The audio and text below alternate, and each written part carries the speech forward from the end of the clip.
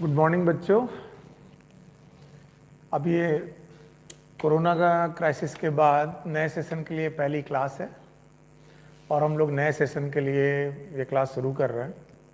सो congratulations, आपको बधाई, आप लोग हमारे साथ हैं। अब इस सेशन को हम लोग आगे बढ़ाएंगे धीरे धीरे। शुरू करने के पहले एक दो बातें जो मुझे आपसे कहनी है। पहली बात यह है कि जब भी हम प्रिपरेशन की स्टार्ट करते हैं, शुरुआत करते हैं, तो हमें जोश होता है, होना भी चाहिए, और हमको अपना गोल मालूम होता है कि हमें जाना कहाँ है, और हम उसके लिए डिटरमाइंड भी होते हैं। और ये शुरुआत करने के बाद एक प्रोसेस से गुजरते हैं। ये प्रोसेस लगभग 10 महीने 11 महीने का होता है, और इस 10-11 महीने की जर्नी में धीरे धीरे धीरे धीरे धीरे धीरे हमारा जोश जो है वो डाउन होता है, या फिर धीरे धीरे हम लोग अपने गोल से भटकने लगते हैं। तो मैं आपको शुरू करने के पहले बता दूं कि आज का दिन आप पूरे साल याद रखिएगा। आज का दिन आप याद रखिएगा कि आप किस डिटर्मिनेशन के साथ इस फील्ड में आए। बहुत सारे डेविएशन आएंगे, फ्रेंडशिप होगी, लोगों से आप मिलेंगे, उनके साथ घूमेंगे फिरेंगे, लेकिन आज जितना क्रिस्टल क्लियर है आप कि आपको क्या करना है, आपको क्रिस्टल क्लियर दिखाई पड़ रहा है कि आपको मेडिकल के लिए, पीएमटी के लिए प्रिपेयर करना है, और प्रिपेयर करके आपको अपने नीट के लिए, एमबीबीएस के लिए सिलेक्शन करना है। लेकिन जब भीड़ बढ़ती है, क्लासेस होने लगती हैं, ऑफलाइन क्लासेस जब भी होने लगेंगी या ऑनलाइन क्लासेस जब भी होने लगती हैं, ये पूरे 10 महीने 11 महीने की जर्नी में हम लोग कई बार डिविएट होते हैं और हम भूल जाते हैं डे बाय डे एक्टिविटीज़ में कि हम क्या करने आए थे। तो जितना क्लियर गोल आज दिख रहा है, अगर रोज इतना ही क्लियर आपको गोल दिखता रहा, तो दिन दूर नहीं है जब आप नीट के लिए अच्छा लिखोगे और आपका सिलेक्शन होगा। ये बात तो पक्का है। ओके, सो बहुत बहुत बधाई और कॉन्ग्रेचुलेशंस। हम लोग क्यों ना बहुत अच्छे मूड से, अच्छा मन करके नए सेशन के लिए बाकी सारी चीज़ें पीछे छोड़ करके नए सेशन के लिए आगे बढ़ें, और बहुत अपने अंदर एनर्जी रखें, अपने अंदर अपने आप को एनर्जाइज करते हुए आगे बढ़ें, और ताकि हर एक दिन हम लोग एक नई रास्ते जब चल रहे हैं तो हर एक दिन नया माइलस्टोन हमारे सामने आए, आगे बढ़ते जाएं हम, और अच्छा करने के लिए हमेशा तत्पर रहें। ठीक है, बहुत सारी बातें होती रहेंगी ऑनलाइन प्लेटफॉर्म पर, हम लोग आपस में अब मिलते रहेंगे जब तक कि ये ऑफलाइन क्लासेस शुरू नहीं हो जाती।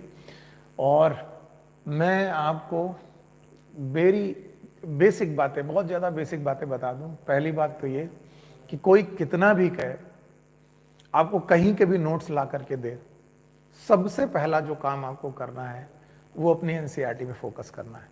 तो ये पूरे साल की जो हमारी जर्नी रहेगी, उसमें ये दोनों बुक्स एनसीईआरटी 1 और एनसीईआरटी 2 आपकी लिए, यही गीता, यही रामायण, यही कुरान, यही सब कुछ है। इन दोनों बुक्स को ही फॉलो करना है वर्ड बाय वर्ड, पहला पॉइंट। जब ये बुक्स आप कंप्लीट कर लें, आपको लगता है कि आप इन बुक्स में पढ़े गए हर एक लाइन को पढ़ चुके हैं, तब आप अगर कोई बुक और पढ़ना चाहें, मैं तो वो भी सलाह नहीं दूंगा, लेकिन आप अगर आपको पढ़ना चाहें तो करिएगा। प्लीज़ पहले इन बुक्स को अच्छे तरीके से अपना दिमाग में फोकस रखिएगा। सो सी दिस, मैं आपके सिलेक्शन के लिए तत्पर हूँ। आप भी दृढ़ निश्चय करिए कि हम लोग इसमें कुछ ना कुछ अच्छा करेंगे। और आज हम लोग अपनी एनसीईआरटी 1 का, जो कि बेसिक एनसीईआरटी 1 है, हमारी 11th की बुक है, उस एनसीईआरटी 1 का पहला चैप्टर पढ़ाने जा रहा हूँ, और बहुत बेसिक चैप्टर है, and this chapter is living words. तो चलिए हम लोग यहीं से शुरू करते हैं कि हम लोग लिविंग वर्ड में क्या क्या पढ़ने वाले हैं। Okay, see this, living word is the word of life form. जीवित लोगों का बेटा ये वर्ड है, लाइफ फॉर्म है, sorry, the word of life form, living being, इन्हीं को हम लोग लिविंग बीइंग बोलते हैं। ठीक है, एक बात और कहनी है, the study of life form is known as biology. The study of life form is known as biology.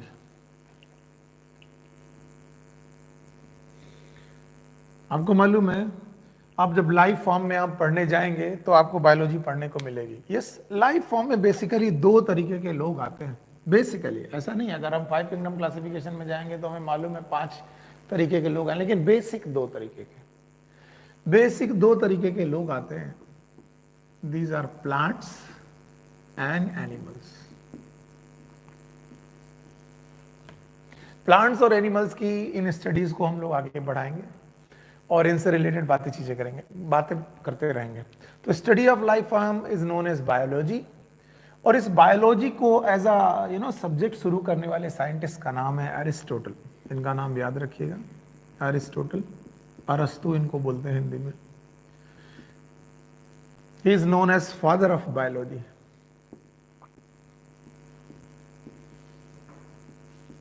Okay, is known as father of biology. तो लिविंग वर्ल्ड में हम लोग लाइफ फॉर्म के बारे में बात करने वाले हैं, लिविंग बीइंग के बारे में बात करने वाले हैं, जो बेसिकली दो कैटेगरी में, वैसे तो यू नो दैट जब मैं क्लासिफिकेशन 5 किंगडम या 6 किंगडम या डोमेन पढ़ाने आऊँगा तो आपको एक कैटेगरी बहुत ज़्यादा अलग अलग मिलेगी, लेकिन बेसिक दो फॉर्म है, प्लांट और एनिमल। और इन्हीं के स्टडी को, इन्हीं के लाइफ फॉर्म के स्टडी को हम लोगों ने बायोलॉजी बोला है। और बायोलॉजी जो साइंस एज ए स्टार्ट की गई है वो अरिस्टोटल के द्वारा, फादर ऑफ बायोलॉजी के द्वारा की गई है। तो बेसिकली प्लांट हम लोग पढ़ेंगे या एनिमल हम लोग पढ़ेंगे, ठीक है। हमारा ये चैप्टर लिविंग वर्ल्ड इस बात से शुरू होता है कि what are the feature of living. तो ये हमारा सबसे पहला टॉपिक है, फीचर्स ऑफ लिविंग। अगर आपसे कोई भी कहे कि लिविंग होना, जिंदा होना मायने क्या है, what is the meaning of living, तो आपको क्या क्या बातें याद रखनी है वो आप मुझे बताएंगे। सिंपल सा क्वेश्चन है, मैं राह चलते किसी भी आदमी से जो साइंस नहीं भी जानता है तो मैं पूछूं life what is the feature of living, तो वो क्या क्या बता सकता है। उनको हम लोग पहले एक बार इनलिस्ट कर लेते हैं, लिस्ट बना लेते हैं। तो जो लिविंग ऑर्गेनिज्म होते हैं वो एक्चुअली ग्रोथ परफॉर्म करते हैं। तो पहले तो पॉइंट बनाते जाएंगे, एनसीईआरटी को देखते जाएंगे और अंडरलाइन करते जाएंगे।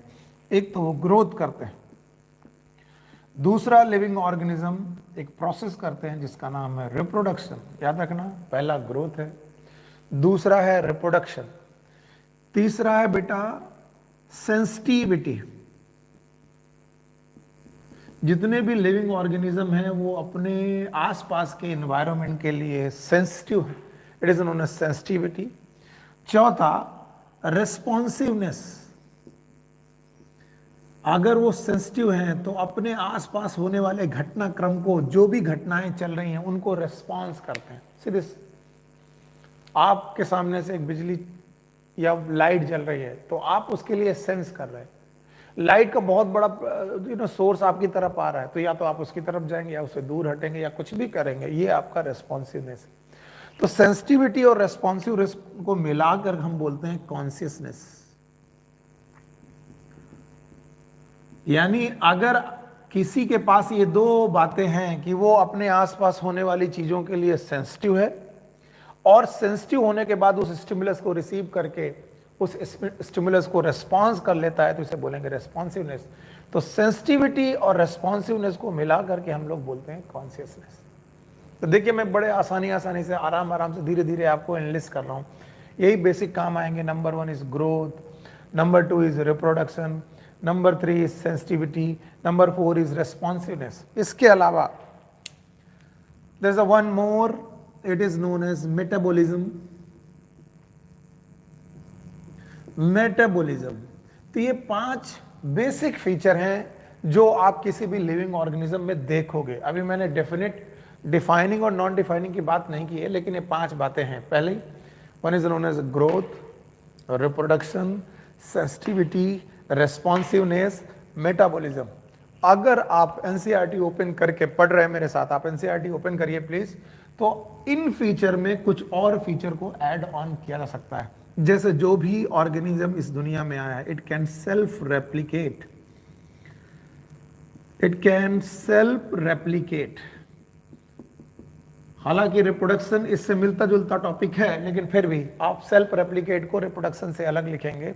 The organism it can self replicate, self organise, वो अपने आप को सेल्फ ऑर्गेनाइज कर सकता है। देखिए 5 फैक्टर मैंने वहां पर लिखे, अभी 2 फैक्टर यहां पर लिखे, और कोई भी फैक्टर मैंने एनसीईआरटी के बाहर से नहीं लिखा। तो आपको लगता होगा कि एनसीईआरटी के बाहर जाने पर बहुत ज्यादा चीजें मिलती हैं, एनसीईआरटी के अंदर ही कितनी बातें मिल जाती है। तो देखिए 5 है, number 1 growth, number 2 reproduction, number 3 sensitivity, number 4 responsiveness. Sensitivity और रेस्पॉन्सिवनेस दोनों को मिलाकर मैंने बस अब दिया कॉन्शियसनेस। इसके अलावा मैंने बताया मेटाबॉलिज्म। इतने फैक्टर के बाद आपको 2 और फैक्टर देखने पड़ेंगे कि वो लिविंग ऑर्गेनिज्म सेल्फ रेप्लिकेट कर पाता होगा, सेल्फ ऑर्गेनाइज कर पाता होगा अपने आप को। इसके अलावा इसमें इंटरेक्शंस पाए जाएंगे, यानी जो भी ऑर्गेनिज्म होंगे ये इंटरेक्शन कर रहा होगा।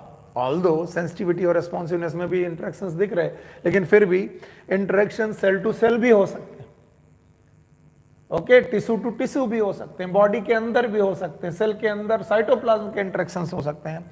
सो there must be some interactions.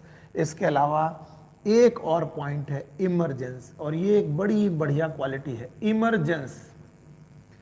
इस वाली ये जो इमरजेंस नाम की क्वालिटी है, इसको मैं डिटेल में डिफाइन करने की कोशिश करूंगा आपके सामने।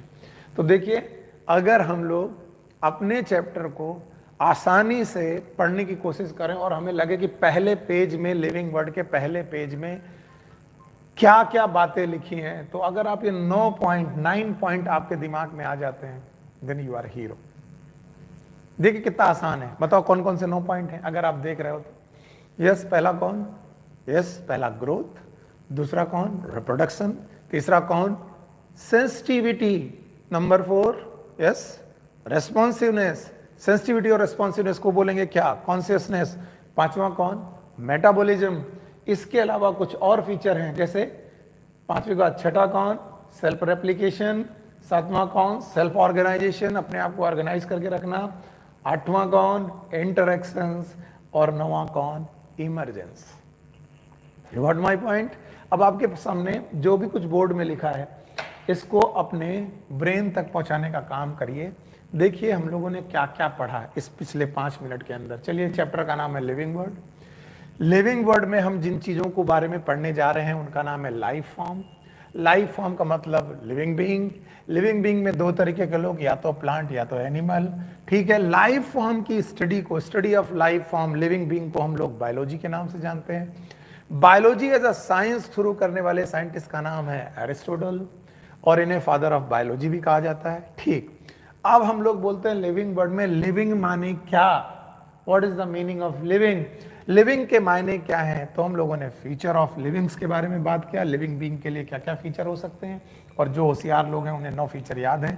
पहला कौन? ग्रोथ, दूसरा कौन? रिप्रोडक्शन, तीसरा सेंसिटिविटी, चौथा रेस्पॉन्सिवनेस, पांचवा मेटाबॉलिज्म, और इसके बाद self replicate, self organise, interactive और इमरजेंस। देखिए बोर्ड में कुछ नहीं है, लेकिन अगर आप ये 9 पॉइंट जल्दी से बोल देंगे तो मुझे सही लगेगा। Yes, number 1 it is growth, number 2 reproduction, number 3 it is sensitivity, number 4 responsiveness, दोनों को मिलाकर consciousness, इसके अलावा metabolism, इसके अलावा self replicate, self organize, interactive और emergence।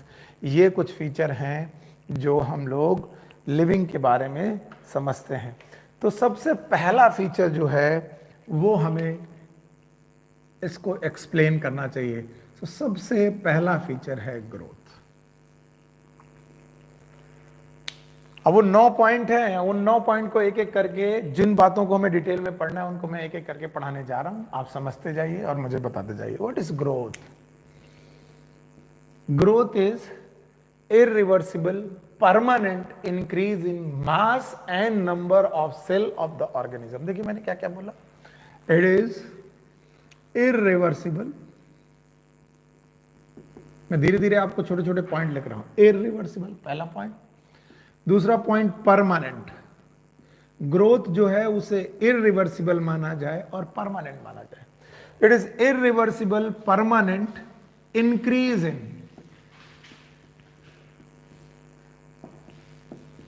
इन किसके में से इंक्रीज होना चाहिए? One is known as mass of organism, organism के मास में बढ़ोतरी हो जाए, या फिर सेल ऑफ ऑर्गेनिज्म, ऑर्गेनिज्म की सेल में बढ़ोतरी हो जाए। Okay, so what is growth? Growth is irreversible. देखिए कितने पॉइंट मैंने बोले, पहला पॉइंट है इरिवर्सिबल, दूसरा पॉइंट है परमानेंट। ग्रोथ को इरिवर्सिबल होना चाहिए, परमानेंट होना चाहिए, और ये इंक्रीज होना चाहिए मास ऑफ ऑर्गेनिज्म में और सेल ऑफ ऑर्गेनिज्म में। अगर मेरी बॉडी का मास बढ़ता जा रहा है तो आप आसानी से बोलोगे कि सर आपकी ग्रोथ हो रही, या फिर मेरी बॉडी में सेल का नंबर बढ़ता जा रहा है तो number of cell of increase in number of cell of organism. अगर मेरी बॉडी में सेल का भी नंबर बढ़ता जा रहा तो आप आसानी से बोलते देंगे कि सर आपके ग्रोथ हो रही। इसीलिए मास का बढ़ना और बेटा नंबर ऑफ सेल का बढ़ना, इट इज ट्विन कैरेक्टरिस्टिक, जुड़वा कैरेक्टरिस्टिक है, twin characteristic of living being. ये सारे शब्द एनसीईआरटी से मैंने उठाए हैं। ट्विन कैरेक्टरिस्टिक, दो बातें अगर आपको बताई जाएं जिनकी वजह से ग्रोथ हो रही है तो बताई जाएंगी। वो दो बातें हैं, एक है मास का बढ़ जाना, दूसरी बात है नंबर ऑफ सेल का बढ़ जाना। सो what is growth? irreversible permanent increase in mass of organism and number of cell. It is a twin characteristic. अच्छा, अब यहां पर मैंने बोला irreversible क्यों? What is the meaning of irreversible? क्या आपने स्पंजेस सुने? आप लोगों ने बाथिंग स्पंज, आप लोगों ने पोरीफेरा के मेंबर सुने होंगे स्पंजेस। इनकी एक बड़ी अच्छी क्वालिटी है कि they can absorb the water. अब कुछ बाथिंग के बाथ स्पंज में आप लोगों ने वाटर डाला, जैसे ही आपने बाथ स्पंज में वाटर डाला, स्पंज अपना वॉल्यूम बढ़ा लेगा, उसका वॉल्यूम इंक्रीज हो जाएगा। ओके, जैसे वॉल्यूम इंक्रीज हो जाएगा लगेगा लोगों को कि मास इंक्रीज हो चुका है, यानी कि भाई स्पंज का मास बढ़ चुका है। तो अगर स्पंज का मास बढ़ चुका है तो मास बढ़ना तो ग्रोथ होती है, लेकिन क्या ये जो बढ़ना, मास का बढ़ना है, क्या ये परमानेंट है? नहीं। आप उस स्पंज को पकड़ के स्क्वीज कर दीजिए तो जो पानी बचा होगा वो बह जाएगा। पानी बह जाएगा, इसका मतलब ये रिवर्सिबल ग्रोथ हुई, यानी ये ग्रोथ रिवर्स कर गई, जो पानी आया था वापस चला गया, और ये परमानेंट नहीं हुई, टेम्परेरी हुई। तो growth must be irreversible, must be permanent increase in mass of organism and number of cell of organism. Okay, तो ये दो कैरेक्टरिस्टिक आप कभी मत भूलिएगा। वन थिंग मोर, कि जब भी ग्रोथ आप लोग नंबर ऑफ सेल की बेसिस पर देखेंगे कि कैसे नंबर ऑफ सेल इंक्रीज करते हैं। So increase in number of cell is by cell division. जब भी बेटा इन दो कैरेक्टरिस्टिक में, पहली कैरेक्टरिस्टिक जिसका नाम है मास ऑफ ऑर्गेनिज्म का बढ़ जाना, दूसरी कैरेक्टरिस्टिक जिसका नाम है number of cell of organism का बढ़ जाना, ग्रोथ है। तो ये ग्रोथ जब हम देखेंगे बाय इंक्रीज इन सेल, तो सेल को, नंबर को इंक्रीज करने के लिए कौन सा डिवीजन है? That is known as cell division.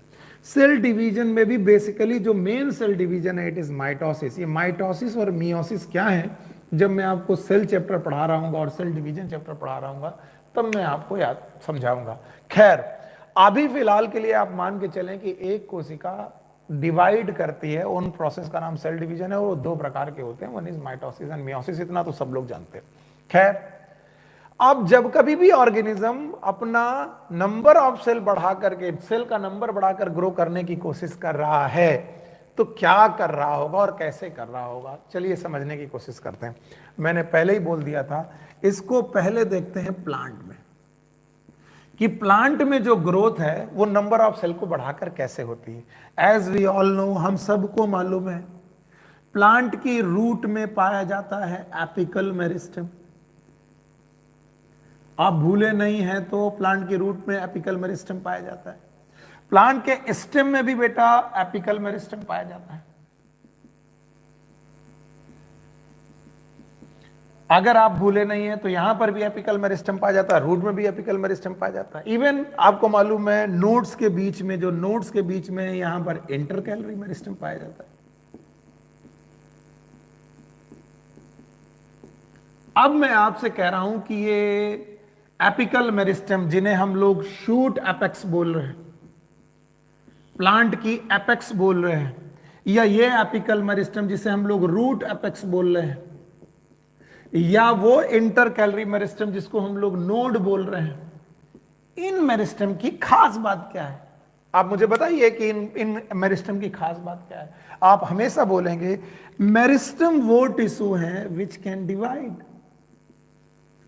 तो मैं कहूंगा अगर मेरिस्टम डिवाइड कर रहे हैं तो बेटा क्या होगा, तो आप बोलेंगे जैसे जैसे डिवीजन होता जाएगा, जैसे जैसे डिवीजन होता जाएगा, आप देखिए इनकी सूट की ग्रोथ बढ़ती जाएगी, यानी इनका सूट बढ़ता जाएगा और इनका रूट भी बढ़ता जाएगा। तो सूट का बढ़ना या रूट का बढ़ना अभी किसकी वजह से है, किसकी वजह से है? मास बढ़ने की वजह से कि मेनली सेल का नंबर बढ़ने की वजह से? सेल का नंबर बढ़ने की वजह से। और सेल का नंबर बढ़ा क्यों? क्योंकि क्या हो रहा है? Cell division.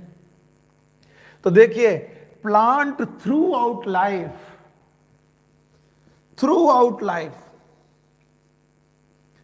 ज्यादातर प्लांट अपनी पूरी लाइफ सेल डिवीजन की करके ग्रो करते रहते हैं, रुकते नहीं है।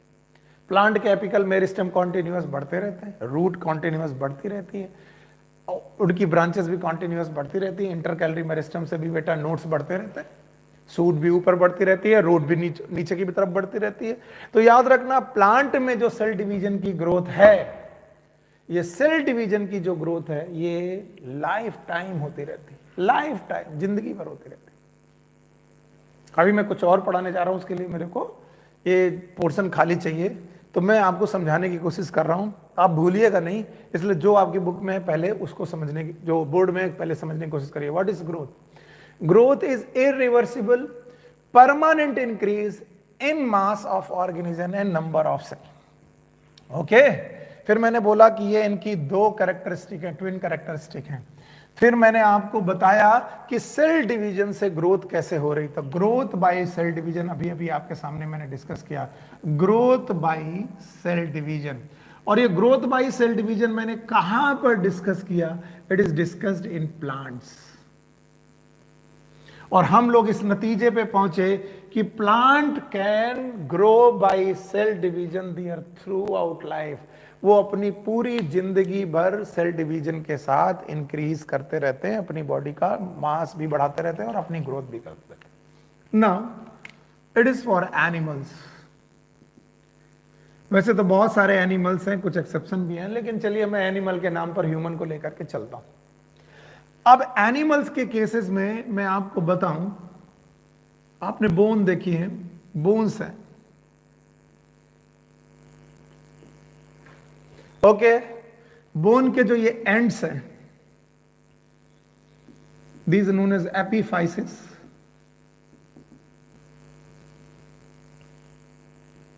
ओके, इन एपीफाइसिस में ऑसिफिकेशन सेंटर है।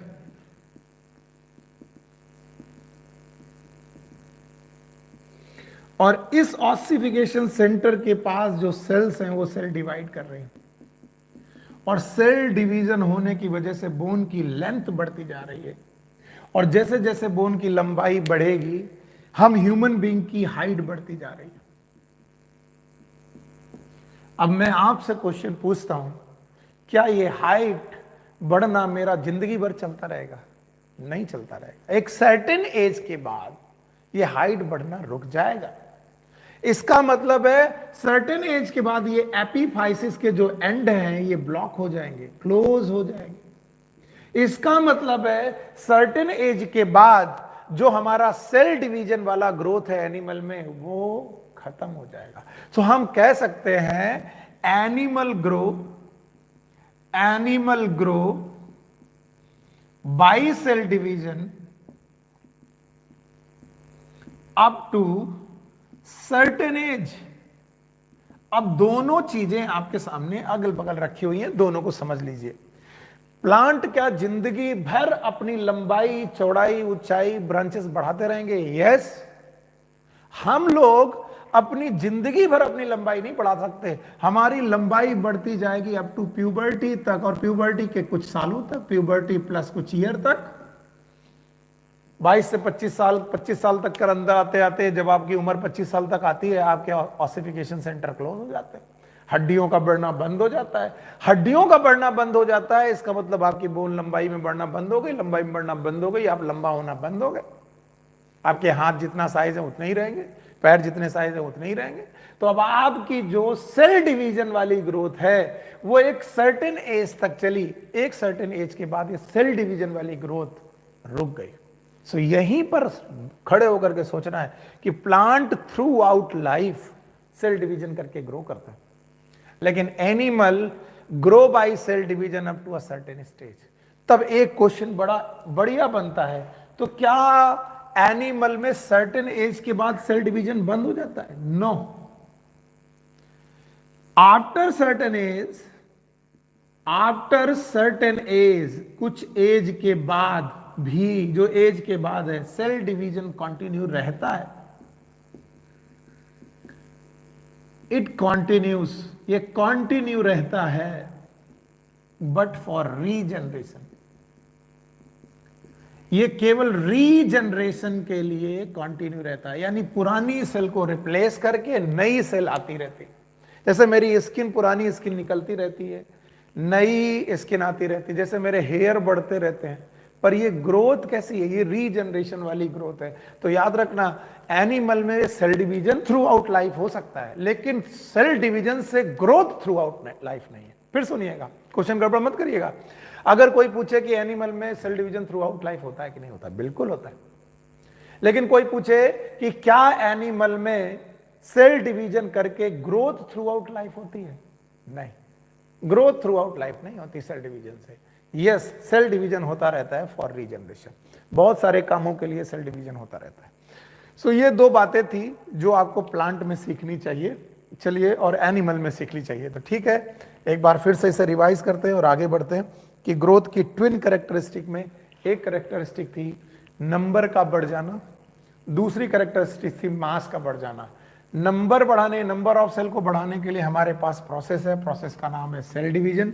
सेल डिवीजन जो हम आगे चल के दो तरीके के पढ़ेंगे, एक माइटोसिस और मियोसिस।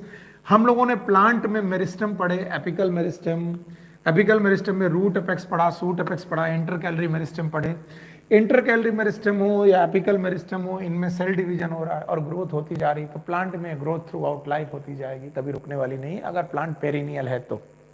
ओके, नाउ एनिमल में भी बेटा सेल डिवीजन की ग्रोथ होती है, लेकिन कुछ एज के बाद सेल डिवीजन तो चलता रहता है, लेकिन सेल डिवीजन से ग्रोथ रुक जाती है। प्यूबर्टी तक आते आते सेल डिवीजन से तो चलता रहेगा, लेकिन सेल डिवीजन से होने वाली ग्रोथ रुक जाएगी। तो याद रखना, सेल डिवीजन से growth up to certain stage तक, उसके बाद बेटा सेल डिवीजन से ग्रोथ ना हो करके रीजनरेशन होता रहता है। That you have to know, और आपको मालूम होना चाहिए। तो देखो, मैंने प्लांट डिस्कस कर लिए, एनिमल डिस्कस कर लिए, इन्हीं के बीच में there are some unicellular organism. कुछ यूनिसेलुलर ऑर्गेनिज्म हैं, क्या वो भी सेल डिवीजन से ग्रो कर सकते हैं? अब आप पूछेंगे कौन कौन यूनिसेलुलर ऑर्गेनिज्म है। चलिए मैं एक एग्जांपल पकड़ लेता हूं, अमीबा। आप दूसरा एक एग्जांपल पकड़ लो, लेट सपोज एक क्लोरेला नाम का एल्गी है। आप तीसरा एग्जांपल पकड़ लो, ये एक एनिमल जैसा हो गया, ये एक एल्गी जैसा हो गया। आप तीसरा एग्जांपल कोई पकड़ लो, let suppose it's a bacteria.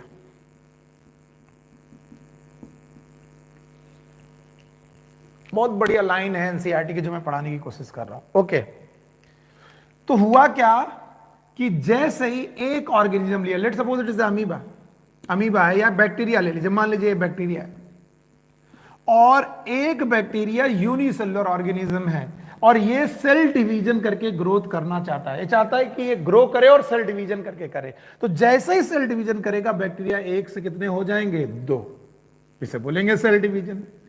अब जैसे ही बेटा सेल डिवीजन हुआ तो ग्रोथ तो हुई, ऐसा हुआ एक सेल से 2 सेल बनी, लेकिन याद रखना ये सेल का एग्जिस्टेंस खत्म हुआ तब ये दोनों सेल बनी। यानी एक सेल ने 2 सेल को पैदा कर दिया, और 2 सेल को पैदा करना it is known as reproduction. तो याद रखना कि यहां पर सेल डिवीजन करके जो यूनिसेलुलर ऑर्गेनिज्म है वो ग्रोथ भी कर रहे हैं और रिप्रोडक्शन भी कर रहे हैं। क्या गजब लाइन एनसीईआरटी ने लिखा, क्या एनसीईआरटी ने अच्छी लाइन लिखी। ये लिखी कि यूनिसेलुलर ऑर्गेनिज्म में ग्रोथ और रिप्रोडक्शन म्यूचुअली एक्सक्लूसिव प्रोसेस नहीं है। यानी कि दोनों प्रोसेस अलग अलग नहीं है। एनसीईआरटी में लाइन ढूंढ करके अंडरलाइन करिएगा। यानी ग्रोथ और रिप्रोडक्शन दोनों अलग अलग नहीं है, दोनों एक ही बात है। क्योंकि लोग करने गए क्या? ग्रोथ। हो क्या गया? रिप्रोडक्शन। क्यों? क्योंकि करने गए ग्रोथ, किस किस प्रोसेस से करने गए ग्रोथ? सेल डिवीजन से। और जैसे सेल डिवीजन से उन्होंने ग्रोथ करने की कोशिश की, एक सेल से कितनी सेल बन गई? 2। हो क्या गया? रिप्रोडक्शन। इसका मतलब ग्रोथ करने के चक्कर में क्या हो गया? Reproduction. So we can say in unicellular organism, growth and reproduction are not mutually exclusive process. ये अलग अलग प्रोसेस नहीं है। जबकि मल्टी सेलुलर ऑर्गेनिज्म में यही दोनों प्रोसेस अलग अलग हैं। ग्रोथ का मतलब अलग, मल्टी सेलुलर ऑर्गेनिज्म में ग्रोथ का मतलब अलग और रिप्रोडक्शन का मतलब अलग होता है। सी, तो देखिए कितना छोटा सा टॉपिक था। इस छोटे से टॉपिक में मैंने केवल अभी ट्विन कैरेक्टरिस्टिक में एक कैरेक्टरिस्टिक डिस्क्राइब की है, और वो कैरेक्टरिस्टिक है ग्रोथ बाय सेल डिवीजन। तो ग्रोथ बाय सेल डिवीजन में हमने कितने पहलू पढ़े? 3। एक प्लांट में सेल डिवीजन, एक एनिमल में सेल डिवीजन, एक यूनिसेलुलर ऑर्गेनिज्म में सेल डिवीजन। और इन तीनों को हमने समझाने की कोशिश की। अब आप इसको समझिए और मुझे बताइए कि क्या क्या हुआ। चलिए, अभी बोर्ड में नहीं है प्लांट में क्या ग्रोथ सेल डिवीजन से होती है? बिल्कुल होती है, यस होती है। लेकिन ये जो ग्रोथ सेल डिवीजन के द्वारा हो रही है, ये कुछ एज तक होती है कि कॉन्टिन्यूअस होल लाइफ? यस, अगर मल्टी सेलुलर ऑर्गेनिज्म है और प्लांट है तो वाकंटिन्यूअस लाइफ और करता रहेगा। ओके, उसमें एनुअल और बाइनियल प्लांट थोड़े एक्सेप्शन है, बाकी पेरिनियल प्लांट में हमेशा थ्रू आउट लाइफ वो ग्रोथ होती रहती है। एनिमल में सेल डिवीजन से ग्रोथ एक सर्टेन एज तक होती है। तो क्या सेल डिवीजन ही नहीं होता? सेल डिवीजन होता है, लेकिन वो ग्रोथ के लिए नहीं होता, रीजनरेशन के लिए होता है। And now third is unicellular organism. Unicellular organism में अमीबा है, क्लोरेला है, बैक्टीरिया है, इनमें से कोई भी एक पकड़ लीजिए। उसने सेल डिवीजन से ग्रोथ करने की कोशिश की और अपनी एक सेल को डिवाइड करके 2 सेल कर बैठा। एक सेल से डिवाइड करके 2 सेल कर बैठा, इसका मतलब है उसने बाइनरी फिजन कर दिया। और बाइनरी फिजन जैसा करने पर ये एक रिप्रोडक्शन का तरीका है। इसका मतलब वो करने गया था ग्रोथ और हो गया reproduction. Okay, now the second type of growth by accumulation. Growth by accumulation. अभी तक था ग्रोथ बाय सेल डिवीजन। अब आपके सामने है ग्रोथ बाय एक्यूमुलेशन। होगा क्या? जब भी कोई लिविंग ऑर्गेनिज्म है,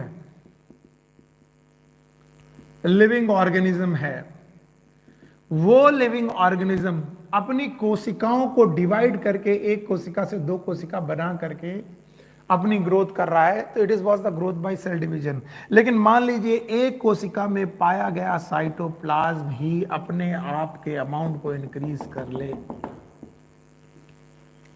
तब हम क्या कहेंगे कि साइटोप्लाज्म में एक्यूमुलेशन हुआ है, ऑफ सब्सटेंसेस हुआ है, सब्सटेंसेस का एक्यूमुलेशन हो गया। अगर सब्सटेंसेस का एक्यूमुलेशन हो गया तो मास अपने आप बढ़ने लगेगा। So it is a growth by accumulation. And growth by accumulation के दौरान क्या होगा? Increase in mass, not in number. ये मास इंक्रीज करेगा, बॉडी का increase in mass of body का मास बढ़ने लगेगा। पर एक चीज याद रखना, ये मास ऑफ बॉडी के बढ़ने का कारण है एक्यूमुलेशन ऑफ सब्सटेंस, लेकिन ये जो एक्यूमुलेशन हो रहा है फ्रॉम इनसाइड हो रहा है। ऑर्गेनिज्म की बॉडी के अंदर से ये एक्यूमुलेशन चालू हुआ है, from inside of the body चालू हुआ है। और यही लिविंग बीइंग की कैरेक्टरिस्टिक है कि लिविंग बीइंग जितने भी होंगे वो एक्यूमुलेशन ऑफ मास करेंगे। लेकिन एक्यूमुलेशन ऑफ मास कहां से करेंगे? फ्रॉम सरफेस और inside, from inside. For example, मैं बोलूं कि किसी भी ऑर्गेनिज्म के पास फैटी लीवर हो रहा है, यानी उसके लीवर में फैट का डिपोजिशन हो रहा है।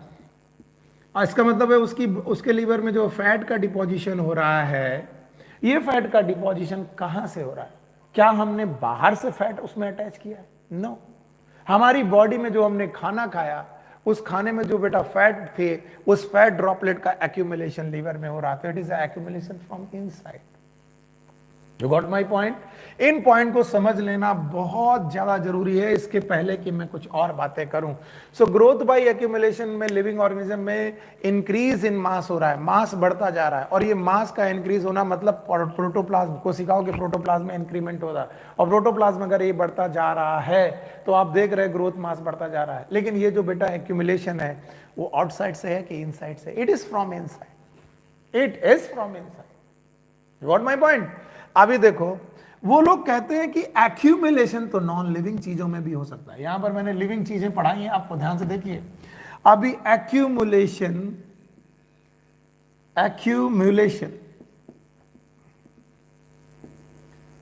नॉन लिविंग चीजों में भी हो सकता है। कैसे हो सकता है? अब आप देखिए, आपके पास एक माउंटेन है, ये रहा वो माउंटेन।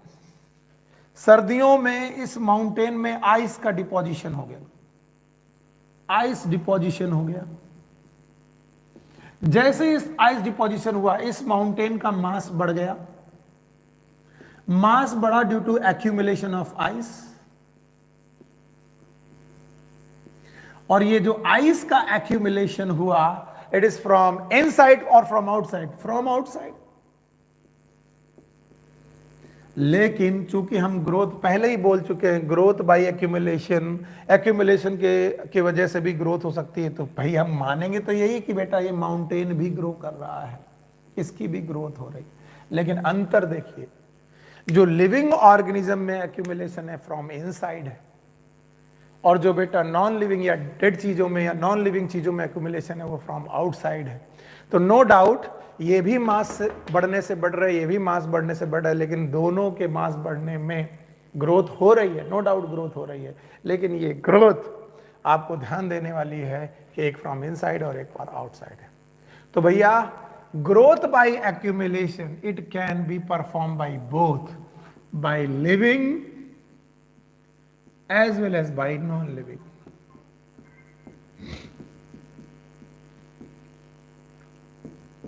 और ऐसा फीचर जो लिविंग और नॉन लिविंग दोनों के द्वारा शो किया जाए, वो लिविंग का कोई डिफाइनिंग फीचर ना हुआ, इसीलिए it is non defining feature.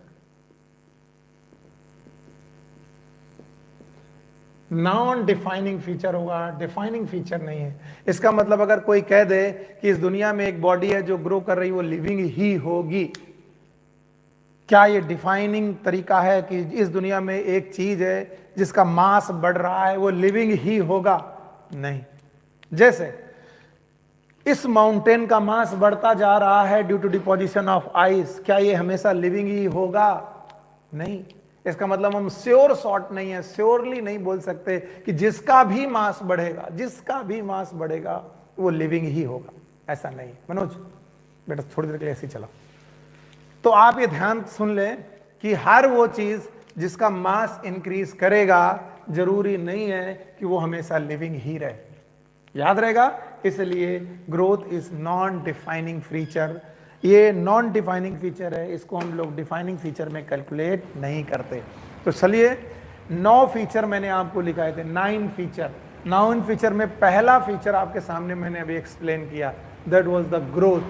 अगर आपको याद हो तो एक बार लिस्ट करिए, मेरे साथ लिस्ट करिए। पहला कौन सा? ग्रोथ। दूसरा कौन था? रिप्रोडक्शन। तीसरा यस सेंसिटिविटी। चौथा रेस्पॉन्सिवनेस। पांचवा मेटाबॉलिज्म। छठा सेल्फ रेप्लिकेशन। सातवां सेल्फ ऑर्गेनाइजेशन। आठवां इंटरेक्शन। नवां इमरजेंस, जिसमें से एक मैंने अभी अभी आपके सामने पढ़ाया है, and that is growth. Growth के बाद दूसरा फीचर है जो हम लोग रिप्रोडक्शन है। खैर उसको पढ़ने के पहले इसको समझते हैं। Yes, growth by two things, one is known as cell division, another is accumulation. Cell division मैंने पढ़ा दिया था, एक्यूमुलेशन यहां पर चल रहा है। एक्यूमुलेशन के द्वारा ग्रो करने पर मास बढ़ता है। मास जब भी बढ़ता है तो बेटा ये एक्यूमुलेशन या तो इनसाइड ऑफ द बॉडी हो सकता है या तो आउटसाइड ऑफ द बॉडी हो सकता है। अगर ये इनसाइड ऑफ द बॉडी से एक्यूमुलेशन चालू हो रहा है तो ये लिविंग का कैरेक्टर है। अगर ये आउटसाइड सरफेस में हो रहा है सरफेस ऑफ द बॉडी में हो रहा है, then it is known as non living. और इसीलिए ग्रोथ एक ऐसा करेक्टर है, ग्रोथ एक ऐसा फीचर है जो दोनों लोग शो करते हैं, लिविंग भी शो करते हैं, नॉन लिविंग भी शो करते हैं, इसलिए ग्रोथ को हम लोगों ने डिफाइनिंग फीचर नहीं माना। You got my point? Now the second point is it is known as reproduction.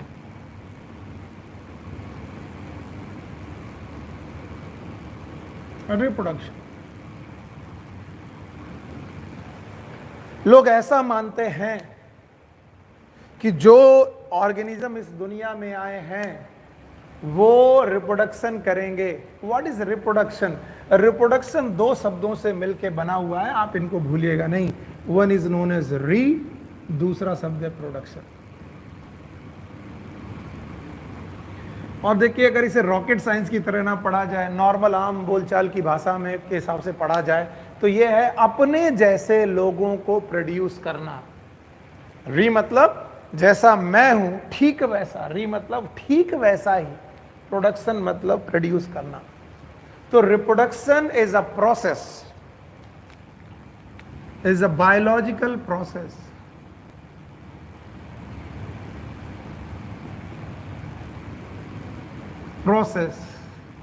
in which organism give rise young ones similar to itself। अपने जैसे यंग वंश को पैदा करना। यंग वंश का मतलब is a biological process, reproduction is a biological process in which organism give rise, give rise मतलब पैदा करना, यंग वंस मतलब बच्चों को, सिमिलर टू इटसेल्फ अपने जैसे बच्चों को पैदा करना, it is known as reproduction. मैं जैसा हूं ठीक वैसे लोगों को पैदा कर देना, it is known as reproduction. It is also known as like begets like.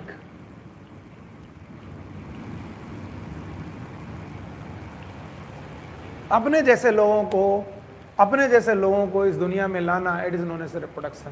खैर, इस रिप्रोडक्शन को डिटेल में और पढ़ेंगे। फिलहाल रिप्रोडक्शन को हम लोग तीन तरीके से पढ़ते हैं। One is known as vegetative reproduction,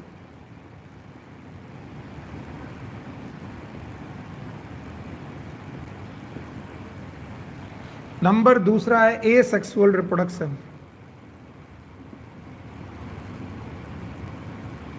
और नंबर तीसरा है it is known as sexual reproduction.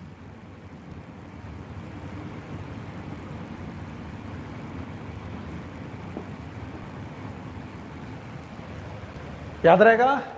तो व्हाट इज बेटा reproduction? Reproduction is a biological process in which organism give rise young one similar to itself. ये री और production दो शब्दों से मिलकर बना है। री मतलब अपने जैसे, प्रोडक्शन मतलब लोगों को प्रोड्यूस करना। याद रखना, टोटल रिप्रोडक्शन को हम लोगों ने तीन हिस्सों में बांटा है। Number one is known as vegetative reproduction, number two is known as asexual reproduction, number three is known as sexual reproduction. सबसे पहले vegetative reproduction. What is the meaning of vegetative reproduction? याद रखना, वेजिटेटिव रिप्रोडक्शन को हिंदी में बोलते हैं कायिक प्रजनन।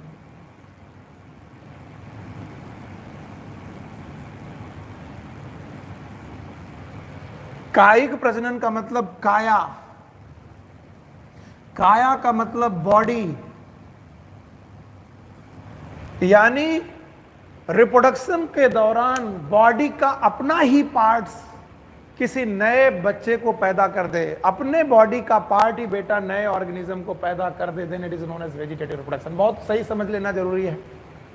पहले मैं बता दूं, रिप्रोडक्शन को तीन तरीके से पढ़ना है। One is known as vegetative reproduction, दूसरा है सेक्सुअल रिप्रोडक्शन, तीसरा सेक्सुअल रिप्रोडक्शन। इसमें से वेजिटेटिव रिप्रोडक्शन को, जिसको हम लोगों ने कायिक प्रजनन बोला है, काया मतलब बॉडी, यानी when body part itself take part in the reproduction, when the part of body itself take part in process of reproduction। Reproduction के प्रोसेस में अपने आप को टेक पार्ट करे, बॉडी का पार्ट ही बेटा अपने आप को टेक पार्ट करे, ऐसे रिप्रोडक्शन को हम लोग वेजिटेटिव रिप्रोडक्शन करते हैं। अभी मैंने सेक्सुअल रिप्रोडक्शन के बारे में कुछ भी नहीं बताया, एसेक्सुअल और सेक्सुअल के बारे में कुछ नहीं पढ़ा है, तो ये मैं अभी छोड़ देता हूं, पहले वेजिटेटिव आए। What is vegetative reproduction? It is कायिक प्रजनन, बॉडी का पार्ट ही रिप्रोडक्शन करने में इन्वॉल्व हो जाए, it is known as vegetative reproduction. Hindu mythology में वेजिटेटिव रिप्रोडक्शन के बहुत ज्यादा एग्जाम्पल मिलते हैं, और ये मजाक की बात नहीं, मैं आपको कुछ चीजें समझाने की कोशिश करता हूं मजाकिया अंदाज में, लेकिन ये मजाक है नहीं। क्या कि मान लीजिए मेरा अंगूठा मेरी बॉडी का पार्ट है, और मैं इस अंगूठे को काट के नीचे फेंक दूं, और जहां पर ये अंगूठा गिरे वहां पर नए सर पैदा हो जाए, नए सर, मेरे जैसा ऑर्गेनिज्म पैदा हो जाए, तो बताओ मैंने एक दूसरे ऑर्गेनिज्म को पैदा किया, लेकिन अपने बॉडी पार्ट से ही पैदा किया। इसका मतलब ये रिप्रोडक्शन कैसा हुआ? Vegetative reproduction. हमारी हिंदू माइथोलॉजी में रक्त बीज नाम के एक राक्षस का वर्णन है कि रक्त की बूंदें जहां गिरती थी वहां पर नया रक्त बीज पैदा हो जाता था। It is a type of vegetative reproduction. मजाकिया अंदाज में पढ़ाया जरूर जा रहा है, लेकिन ये बातें कि ये रिप्रोडक्शन, उन रिप्रोडक्शन को हम लोग वेजिटेटिव रिप्रोडक्शन करते हैं जिनमें body part itself take part in reproduction. Yes, और बेटा बॉडी पार्ट अगर रिप्रोडक्शन करने लगे तो वो तीन तरीके से वेजिटेटिव रिप्रोडक्शन परफॉर्म कर सकता है। One is known as fragmentation,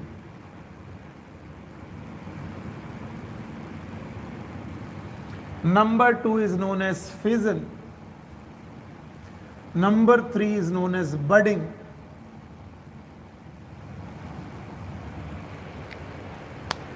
number one is known as fragmentation, number two is known as fission, number three is known as budding। Fragmentation में क्या हुआ? एक आपने ऑर्गेनिज्म का फ्रेगमेंट काटा और फेंक दिया जमीन में, और उस फ्रेगमेंट से नया ऑर्गेनिज्म पैदा हो गया। This is known as fragmentation. फिर से सुनिए, एक बॉडी का आपने एक फ्रेगमेंट काट दिया, फ्रेगमेंट काट देने के बाद जो बेटा फ्रेगमेंट जमीन पे आया, उस फ्रेगमेंट से नई बॉडी बन गई। It is known as fragmentation. तो जो नया ऑर्गेनिज्म बना है वो तो प्रोसेस ऑफ फ्रेगमेंटेशन से बना है, लेकिन जिस ऑर्गेनिज्म की बॉडी कट गई थी, क्या वो कटी बनी रहेगी? नहीं, वो अपने आप को पूर्ण करेगी। तो फ्रेगमेंटेशन के दौरान पुरानी बॉडी अपनी कटे हुए पार्ट को पूर्ण करेगी, इसे बोलेंगे रीजनरेशन। तो फ्रेगमेंटेशन के साथ आपने एक और शब्द पढ़ लिया, that is known as regeneration. तो क्या फ्रेगमेंटेशन और रीजनरेशन कुछ कुछ मिलते शब्द हैं? यस। और क्या ये वेजिटेटिव रिप्रोडक्शन का एग्जांपल है? बिल्कुल यस। अब आप ध्यान से देखिए, एक नाम है प्राणी का जिसका नाम है प्लैनेरिया, इन्होंने नाम दिया है प्लैनेरिया। अब उन्होंने कहा प्लैनेरिया को आप तीन पार्ट से कट कर दो, तीन पार्ट से कट कर दिया। ये एक पार्ट रखा, ये यहां का पार्ट, ये बीच वाला पार्ट, ओके, ये तीसरा पार्ट। तो जो बेटा ऊपर वाला पार्ट आपने रखा था, दिस वन, ये बाकी हिस्से को खुद से रीजनरेट कर लेगा, सीधे लाइक दिस। ये पूरा प्लैनेरिया बन गया। जो बीच वाला पार्ट आपने काट रखा था वो दोनों तरफ रीजनरेट करके फिर से पूरी बॉडी बना देगा, और जो तुमने नीचे वाला पार्ट काट करके रखा था वो भी पूरे पार्ट को बना देगा। इसका मतलब अगर आप प्लैनेरिया नाम के बेटा ऑर्गेनिज्म की फ्रेगमेंटेशन करते हो तो बेटा उसका हर पार्ट, हर कटा हुआ पार्ट, देखिए ये कटा हुआ पार्ट था, ये कटा हुआ पार्ट था, ये कटा हुआ पार्ट था, हर कटा हुआ पार्ट अपनी पूरी बॉडी को रीजनरेट कर देगा। इसका मतलब ये ट्रू रीजनरेशन का एग्जांपल है। तो एनसीईआरटी ने बोला है कि प्लैनेरिया परफॉर्म ट्रू रीजनरेशन, इनमें ट्रू रीजनरेशन पाया जाता है, और ये ट्रू रीजनरेशन एक्चुअली एक फ्रेगमेंटेशन प्रोसेस के जैसा मिलता जुलता है। फिर आप देखेंगे, मैं फिर यहां पर आ रहा हूं, फ्रेगमेंटेशन क्या है? फ्रेगमेंटेड पार्ट से नई बॉडी बन जाना, इट इज फ्रेगमेंटेशन। इस तरफ देखोगे तो ये फ्रेगमेंटेशन है, लेकिन जो कटी हुआ पार्ट है वो भी तो अपने आप को रीजनरेट करेगा, that is known as regeneration. तो यहां पर नया ऑर्गेनिज्म नहीं बना, लेकिन नए ऑर्गेनिज्म, उस पुराने ऑर्गेनिज्म ने अपने आप को रीजनरेट कर लिया, लेकिन यहां पर कटे हुए पार्ट से नया ऑर्गेनिज्म बन गया। और प्लेनेरिया एकदम जादुई ऑर्गेनिज्म है कि उसका किसी भी पार्ट को काट के आप अलग रखिए, हर पार्ट अपने आप को रीजनरेट करेगा, और इसी बात को उन्होंने रीजनरेशन के नाम पे कहा। खैर, पहला शब्द हो गया फ्रेगमेंटेशन, और प्लेनेरिया मत भूलिएगा कि एनसीईआरटी ने यूज किया है। दूसरा शब्द यूज किया है इन्होंने फिजन। फिजन का मतलब है बेटा एक कोशिका डिवाइड करके दो कोशिकाओं में टूट जाए, it is also known as binary fission. Binary fission के एग्जाम्पल बेटा अमीबा हैं, पैरामीशियम है, एटसेट्रा। इसके अलावा बडिंग के एग्जाम्पल हैं ईस्ट। तो बेटा एक एक करके मैं सारे प्रकार के रिप्रोडक्शन आपको डिटेल में पढ़ाने की कोशिश करूंगा।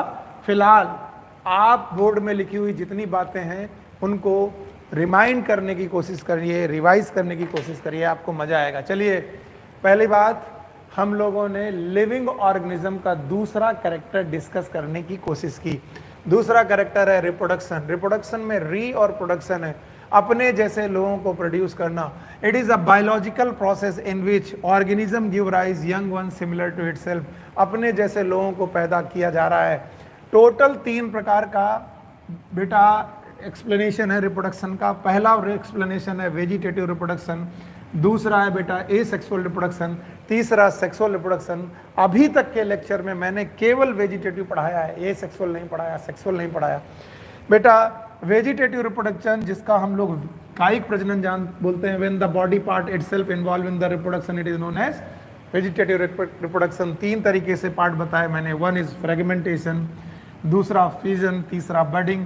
फ्रेगमेंटेशन के दौरान मैंने एक छोटा सा शब्द आपको पढ़ाया रीजनरेशन, और रीजनरेशन से जुड़ी हुई एक बात बताई जिसका नाम है प्लेनेरिया।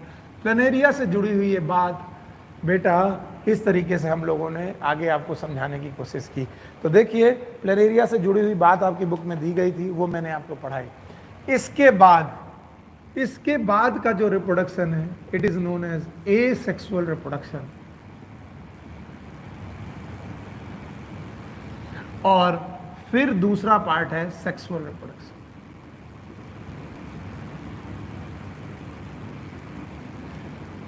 इसको हम लोग और डिटेल में पढ़ेंगे जब हम लोग रिप्रोडक्शन वाला चैप्टर पढ़ रहे होंगे। खैर, एसेक्सुअल रिप्रोडक्शन में स्पोर फॉर्मेशन होता है।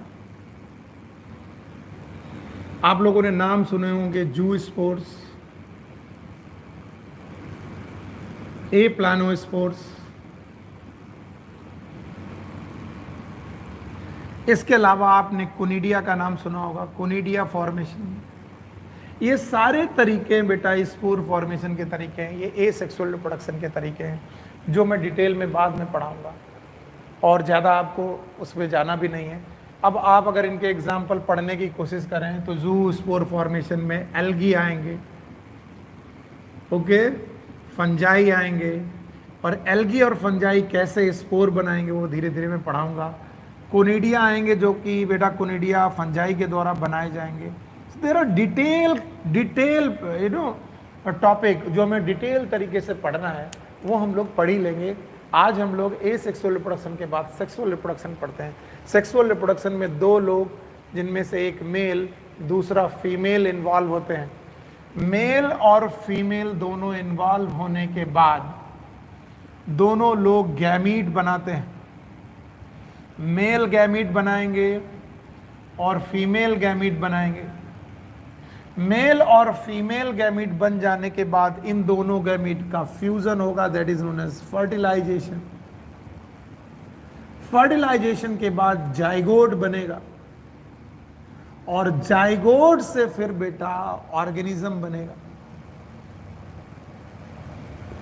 तो वो ऑर्गेनिज्म जिनमें 2 लोग इन्वॉल्व हो, बाई पेरेंटल हो, बाई पेरेंटल का मतलब 2 इन्वॉल्व हो, एक मेल और एक फीमेल, और मेल और फीमेल इन्वॉल्व होकर के गैमीट का फॉर्मेशन करे। पॉइंट देखते जाइएगा। पहला पॉइंट, बाई पेरेंटल, दूसरा गैमीट फॉर्मेशन करते जाएं, दूसरा पॉइंट।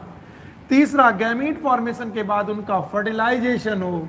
तो याद रखना, सेक्सुअल रिप्रोडक्शन बाई पेरेंटल है जिसमें गैमीट फॉर्मेशन होता है और फर्टिलाइजेशन होता है। ऐसे रिप्रोडक्शन को हम लोग सेक्सुअल रिप्रोडक्शन बोलते हैं। सेक्स ऑर्गन का इन्वॉल्वमेंट है, क्यों? क्योंकि बेटा इनमें मेल गैमीट और फीमेल गैमीट का फॉर्मेशन। बट इस सेक्सुअल रिप्रोडक्शन से रिलेटेड एनसीईआरटी एक छोटा सा पॉइंट बताती है, और ये पॉइंट है related with the mule. Mule एक प्रोजनी है, एक बच्चा है जो हॉर्स और डंकी के कॉम्बिनेशन, हॉर्स और डंकी आपस में बेटा मेटिंग कर लें तो उनकी कॉम्बिनेशन से पैदा होने वाला एक प्राणी है mule. No doubt mule is a living organism, mule एक लिविंग ऑर्गेनिज्म है, लेकिन ये इट कैन नॉट रिप्रोड्यूस, ये रिप्रोड्यूस नहीं कर सकता। क्यों रिप्रोड्यूस नहीं कर सकता? क्योंकि ये एक स्टेराइल प्राणी है, ये फर्टाइल प्राणी नहीं है, स्टेराइल प्राणी है। तो जिंदा होने के बावजूद भी, लिविंग होने के बावजूद भी म्यूल रिप्रोडक्शन नहीं कर पा रहा है। इसका मतलब रिप्रोडक्शन करना ही लिविंग होने की गारंटी ऐसा नहीं है। देखिए, mule is living, mule is living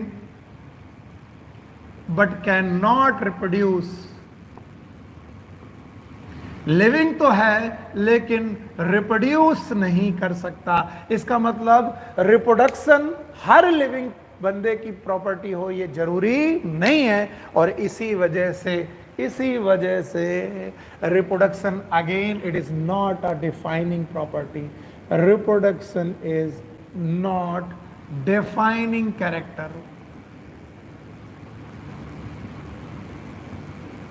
of living being।